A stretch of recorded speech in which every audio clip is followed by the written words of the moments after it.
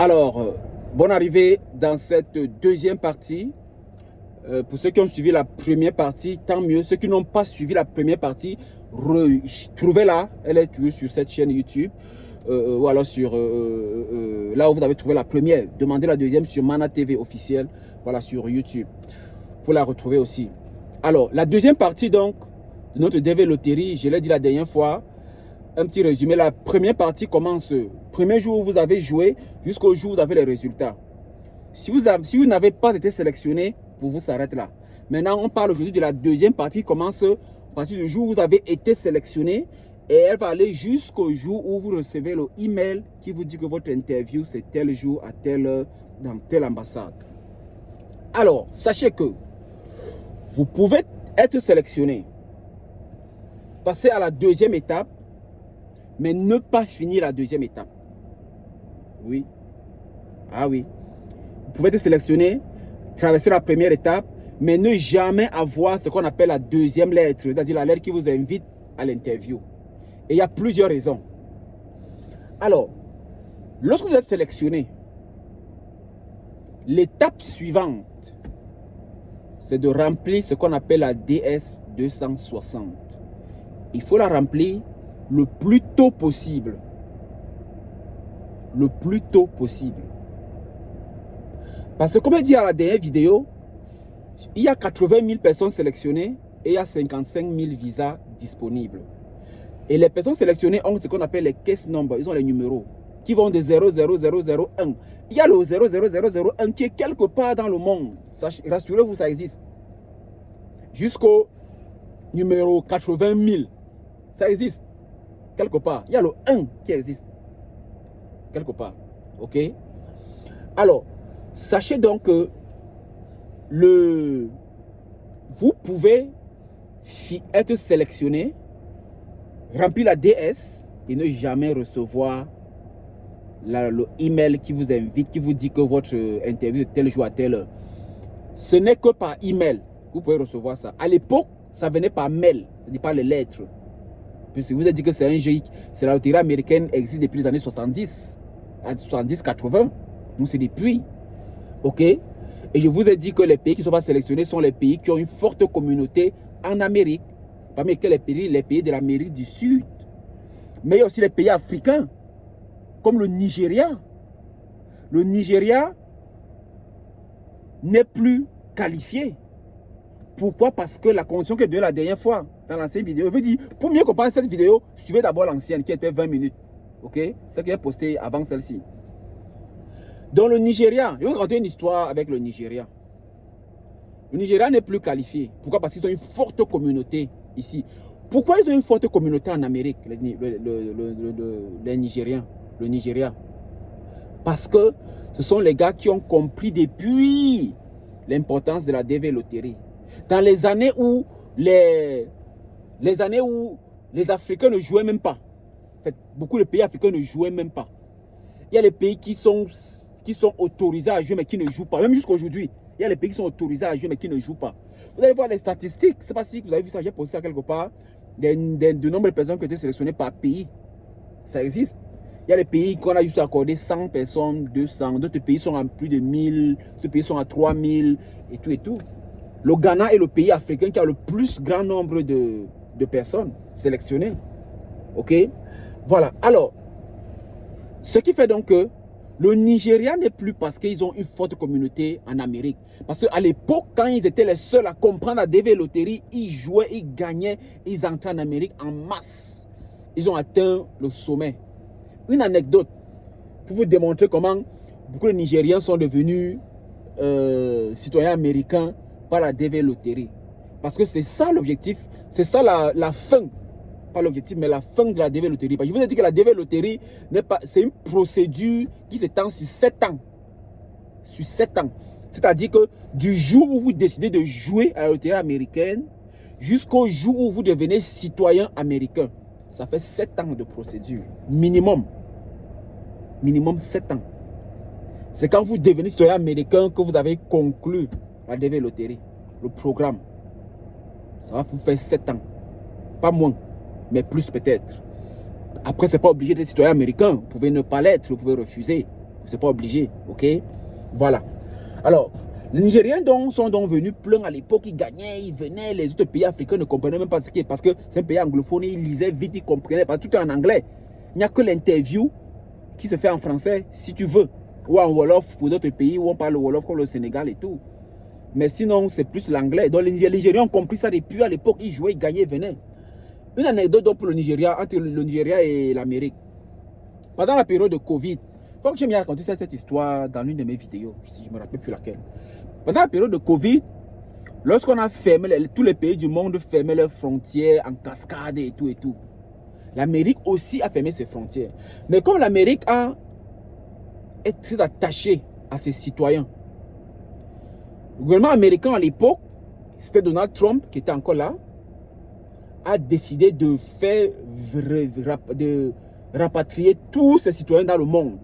C'est-à-dire que partout où il y avait un citoyen dans le monde, pendant la forte période de Covid, on avait instruit, le gouvernement avait instruit aux ambassades de financer le départ des Américains volontaires qui veulent rentrer en Amérique. Donc on avait affrété, l'armée avait envoyé les avions dans tous les pays où les Américains de nationalité avec les passeports et tout, vous enregistrez en ligne et on vous dit que le vol c'est tel jour à telle heure dans tel aéroport en fonction de la zone où vous êtes. Tu dis à l'aéroport, tu montres seulement ton passeport, tu entres dans l'avion, tu entres en Amérique. Ok? Alors, le cas donc d'Abuja, au Nigeria, le jour est donc programmé, parce que parfois on ne s'enregistrait même plus. Il fallait simplement que l'avion soit là, tu viens seulement, tu montres ton passeport américain, ça veut dire que tu es citoyen américain, tu entres dans l'avion. L'avion est donc à l'aéroport à Abuja, au Nigeria. On donne le jour et l'heure. Ce jour-là, l'avion est là, ils sont toujours à l'heure. L'avion est là et tout. On dit aux gens, allez, les Américains, allez-y. On est là pour vérifier les passeports. Alors, la sécurité voit que bon, le long rang, les gens qui arrivent en masse, ils sont tous des noirs. Les gars ne comprennent rien. Ils disent que mais. C'est-à-dire que le premier avion était plein de noirs, de Nigériens. On a commencé avec le deuxième avion. Il y avait encore plein de noirs, de Nigériens, qui sont tous américains, hein, légalement, c'est-à-dire qu'ils sont américains. Alors, à un moment donné, il y avait les blancs, les Américains de souche, qui ne sont pas nés en Amérique. Parce que parmi les Nigériens, les nés en Amérique, qui sont américains par le droit du sol, et il y a ceux qui sont venus par l'immigration, qui ont pris la nationalité et tout et tout. À un moment donné, donc, il y avait quelques blancs américains de père, de mère et tout, qui sont de souche, qui n'avaient plus la place, parce qu'il y avait tellement de noirs au Nigeria. Alors, l'ambassade a été obligée de créer un truc, ok, de dire que bon, maintenant, on va d'abord privilégier les Américains de souche, c'est-à-dire qui ont les parents qui sont de souche américains. Ça a permis un peu de tamiser un tout petit peu et de faire partie d'abord, de faire partie aussi des blancs qui étaient là. C'est une très belle anecdote. Les Nigériens qui regardent la vidéo savent ça, ce qui s'est passé à l'aéroport d'Abuja. C'était un truc d'autres ont même voulu faire ça, créer une polémique et tout, mais c'était une période très chaude. Il y avait trop de morts, il y avait, voilà. Vraiment, il n'y avait pas le temps qu'un juge s'occupe de ça pour commencer à dire vraiment porter plainte. C'était compliqué. Et puis, il fallait aussi, bon, certains ont compris aussi que, bon, vraiment, nous, on a seulement pris le passeport. Et ils sont de souche et tout, vraiment, laissons-les aussi. Et puis, ils n'étaient pas nombreux non plus, donc, voilà. Et puis, les Nigériens avaient frappé un avion quand même, un cargo. Quand on dit cargo, ce sont les avions militaires là et tout, donc plein là. Voilà. Donc, c'est l'anecdote, un peu une parenthèse avec le Nigeria. Donc, du coup, ils sont pleins donc en Amérique, la communauté nigériane. Ils font très bien, ils ont de très beaux restaurants. On mange souvent là, voilà, on mange leur couscous là et tout là, avec les gombos, voilà, beaucoup d'obstacles, voilà. Ok? Bon. Donc, revenons sur notre deuxième étape. Il dit donc que tu peux être sélectionné et tu ne reçois jamais cette lettre-là. Pourquoi? Parce que quand tu joues à la loterie américaine, ils donnent leurs conditions. Quand tu es sélectionné, tu remplis ce qu'ils appellent la DS-260. C'est un formulaire de plus d'une trentaine de pages qu'il faut remplir en ligne. Il faut cocher, écrire, cocher, marier, mettre le nom des enfants, de madame, de monsieur, si tu es marié. tu remplisses l'emploi, niveau scolaire et tout et tout. Une parenthèse pour le niveau scolaire. Je vous conseille, la loterie américaine, pour la jouer, la condition en ce qui concerne les études, il demande le bac. Ok? Je vous conseille de vous limiter au bac. Même si vous avez le doctorat, vous avez la licence, laissez ça. Laissez. Ne déclarez pas ça. Ne dites pas que j'ai la licence, je suis professeur agrégé, je suis docteur. Laissez ça. Il faut laisser. Ce n'est pas une condition pour vous sélectionner. Mettez le bac, vous laissez. Le reste des diplômes, ne dites pas que ça va disparaître. Le reste des diplômes, au cas où vous êtes sélectionné, vous continuez la procédure, vous allez prendre vos diplômes dans votre pays et arriver en Amérique, vous allez utiliser ces diplômes-là pour travailler, pour fréquenter, vous allez les utiliser. Mais ne mettez pas ça dans vos dossiers à la base. Ça va vous compliquer la tâche. C'est déjà un programme stressant.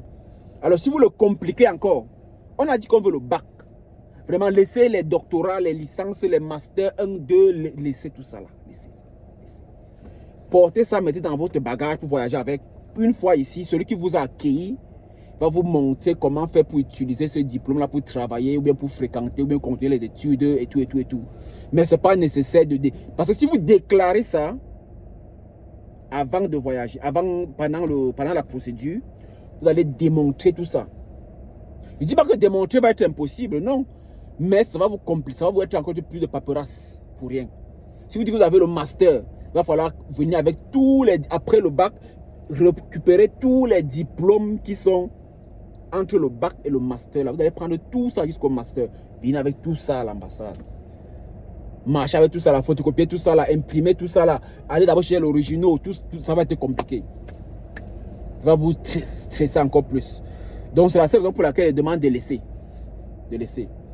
Ça va même vous compliquer votre dossier pour rien. On va commencer à poser des questions. Vous avez eu le master quand, la licence quand, le BTS quand. Ça va vous compliquer. Vous pouvez même échouer pour ça. Vous pouvez vous refuser le visa à cause des histoires pareilles. Donc laissez ça. C'est parce que ça fait partie des conditions pour être sélectionné. Ils veulent le bac. Point. Pourquoi ils veulent le bac? Parce que le bac, c'est le premier diplôme en Amérique. En Amérique, il n'y a pas les CEPE, BPC, probatoire. Il n'y a pas ça. Ça n'existe pas. Quand tu commences l'école à la maternelle, ton premier diplôme, c'est le bac. Et après, tu vas à l'université. C'est tout. Il n'y a pas de BPC, CEPE, ou c'est CEP, ou c'est quoi là, ou c'est probatoire. Non, non. Ça n'existe pas chez eux. Ok? Donc, ils connaissent à partir du bac, le high school. C'est tout. Voilà. Donc, laissez votre diplôme là. Prenez ça, mettez dans le sac. Dites que vous avez le bac. Point. Mettez le cocher que vous avez le bac. Et vous présentez votre bac à l'ambassade. C'est tout. Le reste là, vous allez utiliser ça. Je ne dis pas que vous n'allez pas utiliser, vous allez bien sûr utiliser. Ok? Voilà.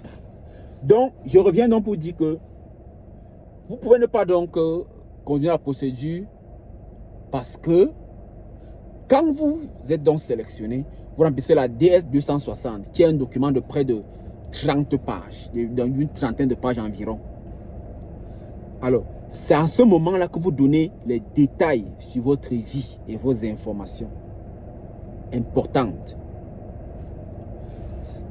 Interdiction de mentir. Interdiction de dire quelque chose que vous ne pouvez pas prouver. Parce que ceux qui remplissent cette DS-là, vous avez raconté toute votre vie. Et ces gars de l'ambassade, sachez que les consuls de l'ambassade sont généralement des psychologues. Ils scrutent vos vies. Il y a des équipes qui gèrent vos dossiers. Quand vous avez été sélectionné, on scrute votre vie.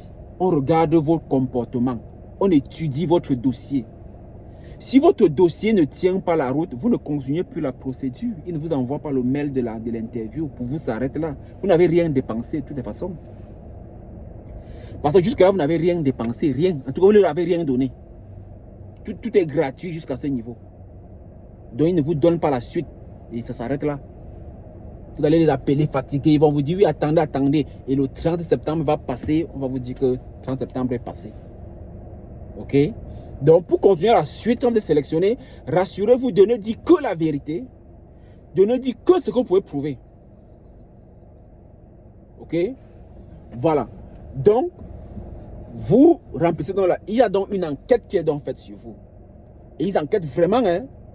Avant, on nous disait qu'ils envoyaient même les émissaires. Parce que quand vous remplissez, vous mettez même votre quartier et tout et tout. Ils envoyaient même les gens dans votre quartier, voir comment vous habitez, votre comportement. Mais plus maintenant avec les réseaux sociaux, ils vous cherchent plus sur Internet. On tape votre nom sur la barre de recherche Google. On voit est-ce que ça renvoie à quelque chose. Ok. On regarde un peu les choses comme ça. Vous savez, il y a des gens que si on tape leur nom sur les réseaux sociaux, ça va renvoyer directement aux vidéos bizarres, pornographiques, des trucs bizarres comme ça là. Ils consultent vos pages Facebook et tout ce que vous voulez là. On regarde, est-ce que vous êtes sexiste? Est-ce que vous êtes homophobe? Est-ce que vous critiquez les homosexuels? Est-ce que vous faites des commentaires sur le terrorisme? Est-ce qu'ils enquêtent sur beaucoup de choses? Et ils enquêtent vraiment. Et ils ont votre adresse email. Les emails que vous avez déjà envoyés et reçus, même les 50 dernières années, ils peuvent vous retrouver. Google, c'est pour eux, non? Google, c'est pour eux. Ils peuvent retrouver tous vos emails. Donc, c'est sur la base là que certaines personnes, pour eux, s'arrêtent là. Ils demandent que, mais je n'ai pas encore reçu ma lettre, ma deuxième lettre. Je n'ai pas encore reçu. Mon frère, on a vu un truc sur ta vie. Laisse. Laisse. Tu ne peux pas les gagner. Abandonne seulement. Ok? Voilà. Donc, voilà une des raisons pour lesquelles tu peux ne pas recevoir la deuxième lettre pour continuer pour la suite de ton événement, de ton programme. Ok? Donc, quand tu reçois donc, quand tu remplis la DR 260, ils vont donc enquêter sur toi. Ça, c'est la deuxième partie. Tu la remplis et tu attends. Tu vas recevoir un premier email qui va te demander d'envoyer tes documents. Casier judiciaire, par mail. C'est toujours gratuit. Hein? C'est-à-dire que tu scannes, tu les envoies par email. On t'envoie une adresse email. Tu envoies ça là-bas. Ils précisent le poids, les dimensions et tout là. Pardon. Donc, ils précisent ça. Alors, ce qui fait donc que ils t'envoient ce premier email, tu envoies tes documents, ils continuent leur enquête et tout. Parce que pour aussi faire la loterie, tu dois, comment on dit ça en français? You have to, attends, non, comment on dit ça en français? Tu dois être exempt de, ton casier judiciaire doit être clair. C'est-à-dire que tu n'as jamais fait la prison. Ok, voilà. Donc c'est important. Si tu as fait la prison, tu es éliminé. Ok, voilà. Donc, voilà un peu les procédures. Voilà pour la deuxième partie. Si tu reçois la lettre qui t'invite pour faire l'interview, ça veut dire que tu viens de finir avec la deuxième partie et tu vas entrer donc dans la troisième partie. C'est une lettre qui arrive toujours, qui t'informe que ton interview aura lieu tel jour, à telle heure, dans telle ambassade, tel pays, telle ville. Ça t'informe toujours que ton interview aura lieu dans minimum 1 mois et demi. Minimum, c'est 1 mois et demi, l'écart. Parfois, c'est 2 mois, parfois même c'est 3 mois. Mais le minimum, c'est 1 mois et demi. Pourquoi c'est 1 mois et demi minimum? Parce qu'ils savent que lorsqu'ils t'envoient ce email, tu dois, 1 mois avant la date de l'interview, aller à l'hôpital, faire ce qu'ils appellent la visite médicale. Et c'est en ce moment-là que tu dépenses ton premier argent sur la DV Loterie. Parce que c'est un programme complètement gratuit. Jusqu'à cette étape. Donc quand tu réussis, quand tu gagnes, on va dire ça comme ça là, la deuxième étape, pour entrer dans la troisième, c'est là où tu dépenses ton premier argent. Et ça coûte autour de 300 $. C'est-à-dire environ 150 000 francs CFA. La visite médicale. Quand tu reçois la lettre de ton interview, qui est dans 1 mois et demi ou dans 2 mois, maintenant tu t'arranges à aller faire ta visite médicale 1 mois avant la date de l'interview. Donc tu pars à la clinique. Et ils ont leur clinique, qui sont généralement dans la capitale. Mais certains pays ont 2 capitales politiques, capitales économiques, dans deux grandes villes. Ok, les gars de la Côte d'Ivoire, par exemple, ils ont 2 cliniques. Ils ont une clinique à Abidjan et une autre à la capitale, qui est Yamoussoukro. Le Cameroun aussi a 2 cliniques. Il y a une clinique à Yaoundé, la capitale, et une clinique à Douala, la capitale économique. Donc, ils vous donnent, généralement, ce n'est pas compliqué d'avoir cette adresse-là dans vos villes. Donc, ce sont des cliniques reconnues, certifiées, où vous allez là-bas faire donc les interviews. Mais ça, c'est pour la troisième partie, dont on va en parler dans la troisième vidéo prochainement. On va vous expliquer cette troisième partie qui commence au moment où tu reçois le email qui te dit que ton interview aura lieu tel jour à telle heure. Et cette troisième partie s'achève le jour de cette interview et quand on t'a donné le visa. Là, tu entres dans la quatrième partie. On parlera de cette partie-là prochainement. OK? Là, on est dans la troisième partie. Oui. Donc, première partie, tu as joué, tu as gagné. Deuxième partie, tu as gagné. Tu as reçu l'invitation pour l'interview. C'est la fin de la deuxième partie. La troisième commence là et elle est finie le jour où on te donne ton visa. C'est ça la troisième partie finie là. Et la quatrième partie commence le jour où on te donne ton visa. Du jour où on t'a donné le visa jusqu'au jour où tu entres dans le premier aéroport américain. Ça, c'est la fin de la quatrième partie. Et la cinquième partie commence le jour où tu es entré jusqu'au jour où tu prêtes serment que tu es devenu citoyen américain. Donc, voilà les différentes parties qu'on va développer encore étape par étape. Pour le moment, on va s'arrêter là pour cette deuxième partie qui s'arrête le jour où tu reçois ton email que ton interview c'est tel jour à telle heure à telle adresse. OK? Voilà, donc voilà. Si vous avez des questions sur la première vidéo ou bien celle-ci ou bien les prochaines, mettez-les en commentaire parce qu'on ne peut pas tout dire aussi. Parce que je ne suis pas en train de lire. Je ne lis nulle part. Donc, ce sont des choses que j'ai lues et j'essaye de partager avec vous. OK? Donc, quelqu'un peut m'échapper. Je peux dire quelque chose et même dire son contraire. Dites-moi comment, à tel niveau, comment tu peux dire ça et ça. Là, je vais revenir sur la vidéo et réécouter et ajuster. OK?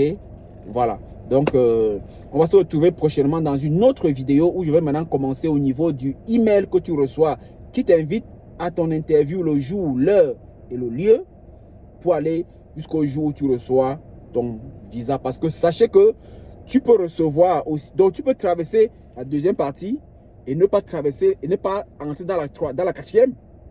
Oui, donc tu peux recevoir le email de ton interview et tu n'as pas le visa. Et je vais vous expliquer dans quelles conditions tu peux ne pas avoir ton visa et pourquoi. OK? Et comment éviter ça. C'est un peu ça le but de cette vidéo. Allez, merci les amis pour cette deuxième partie. On parlera de la troisième partie plus tard. Mais là, j'ai enregistré la première et la deuxième le même jour, même position. Je vais enregistrer d'autres peut-être une semaine après ou voilà, après. Mais déjà, en général, ce que je peux vous dire, c'est que tous ceux qui ont été sélectionnés, le plus tôt possible, suivez la procédure, remplissez votre DS parce qu'il y a une question de temps. Vous remplissez votre DS le plus tôt possible et vous la soumettez et vous êtes en rang. C'est comme en classe. Et vous êtes déjà, et on vous met sur le rang pour entrer en classe. Mais vous avez quand même, pour ne pas vous mettre la pression, vous avez jusqu'au 30 septembre pour se mettre la DS. Parce que comme je vous ai dit, on ne vous gère pas encore actuellement. Actuellement, ils sont en train de gérer les gens de l'année passée. Ils sont en train de passer les interviews et tout. C'est jusqu'au 30 septembre qu'ils vont donner les derniers visas. Celui qui n'a pas eu, il oublie. Maintenant, ils vont, à partir du 1er octobre, la nouvelle année fiscale, ils vont maintenant entrer dans vos dossiers. Et c'est important que lorsqu'ils entrent dans vos dossiers, que vous ayez déjà soumis vos DS, vous tous. Parce que dès qu'ils vont entrer dans vos dossiers, les DS seront déjà soumis et vont se classer par ordre de numéro. Numéro 1, 2, 3, en fonction de qui a déjà soumis. Si tu as un petit numéro que tu as soumis, ça, tu te mets devant celui qui a un grand numéro qui a aussi soumis. Ok, là maintenant vous vous alignez en fonction de vos numéros. Mais si tu as un petit numéro et que tu soumets après le 1er octobre, tu vas être à la fin du rang. Le numéro va plus tenir compte de ton numéro. Tu auras perdu un rang, une position importante. Je vous rappelle aussi que les gens peuvent aussi soumettre, être clairs. C'est-à-dire que les gens peuvent vraiment avoir de bons dossiers et tout, mais être plus de 55 000. Ils vont donner 55 000 de visas et le reste, on va vous abandonner. On va vous dire qu'il n'y a plus de visa. Parce qu'ils vous disent clairement dans les conditions de jeu, le règlement intérieur et tout, ils vous disent clairement que vous êtes sélectionné plus de 55 000, mais nous n'avons que 55 000 visas disponibles pour vous. Ils vous disent ça clairement. Pourquoi ils disaient ça? Parce que dans les années, il y a cela quelques années, il y a des gens qui étaient clairs. Parce qu'il a son bac, il a son passeport, il suit la procédure, il a gagné, il avance et tout. C'était généralement les Européens. Après, à la fin, il n'a pas le visa. Et il porte plainte. Ah oui. Ça peut vous étonner, mais les gens faisaient ça. Les gens les attaquaient en justice. Comme j'ai joué à la loterie, j'ai gagné. Vous dites qu'il faut le bac, j'ai le passeport, j'ai rempli ma DS. Montrez-moi là, il y a l'erreur. Pourquoi je n'ai pas le visa? Montrez-moi ça. Ils les attaquent en justice. Et ils perdaient les procès. Ils perdaient. Du coup, ça fait qu'ils ont créé donc quelque chose pour se couvrir eux-mêmes. Et ils ont décidé que désormais, même si ton dossier est dur comme le béton, le consul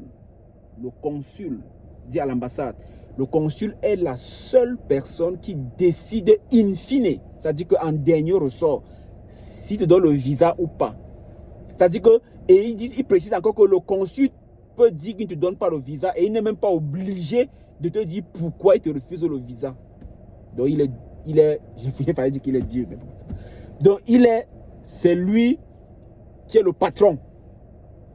Donc maintenant, c'est dans les conditions. Donc maintenant, toi, en allant jouer, tu sais déjà que ton dossier peut être clair et on te refuse le visa. Maintenant, si tu les amènes au tribunal, ils vont te sortir le règlement intérieur qui est disponible sur Internet. On te dit que tu avais joué, non? Avant de jouer, il y avait le règlement intérieur. Voilà ça. Voilà où on dit que le consul est le seul qui peut donner le visa ou pas. C'était bien écrit là. C'est parmi les règlements, c'est dans le règlement. Le juge ne pourra rien faire. Le juge à qui tu as porté plainte va dire que mon frère, en allant jouer, tu savais, c'était écrit là que vraiment, il peut te refuser le visa même pour rien. Donc vraiment, il laisse l'affaire là. Mais avant ça, il n'y avait pas cette partie là et on les attaquait en justice et ils ont gagné les procès. Les gens, ils refusaient le visa aux gens, les gens les amenaient au tribunal.